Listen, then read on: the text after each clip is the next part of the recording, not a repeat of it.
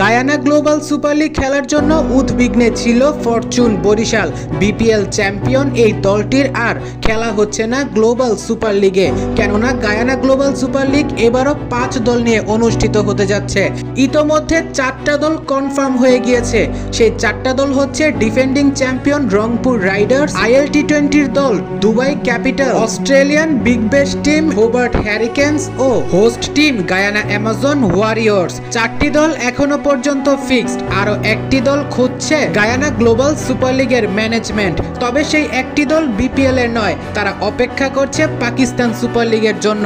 অর্থাৎ পিএসএল শেষ হলে যেই দল চ্যাম্পিয়ন হবে তাকে অফার করবে এবং তারা অফার একসেপ্ট করলে সেই 5 দল নিয়ে মাঠে গড়াবে গায়ানা গ্লোবাল সুপার লিগের দ্বিতীয় আসর। সেক্ষেত্রে ফরচুন বরিশালের গ্লোবাল সুপার লিগ খেলা হচ্ছে না এই আসরে। যদিও গায়ানা গ্লোবাল সুপার লিগে ফরচুন বরিশালের দলটা সবচাইতে স্ট্রং হতো, কেননা সেই দলে Dawid Malan, Kyle Mayers, Jimmy Neesham, James Fuller, Shaheen Shah আফ্রিদির মতো ক্রিকেটাররা মাঠে থাকতেন। তবে এখনো প্রায় 5 থেকে 10% সুযোগ আছে বরিশালের গায়ানা গ্লোবাল সুপার লিগ খেলার। সেক্ষেত্রে যাদেরকে অফার করেছে গায়ানা গ্লোবাল সুপার লিগ থেকে, সেই দলগুলোর কেউ যদি মানা করে দেয় কিংবা না খেলে, তাহলে হয়তো বিপিএল টিমকে অফার করতে পারে। সেক্ষেত্রে জিএসএল খেলার সুযোগ থাকবে ফরচুন বরিশালের। কিন্তু বাহ্যিক চিন্তা বা বাহ্যিকভাবে দেখতে গেলে এবার Fortune Barishal global super league খেলতে পারছে না।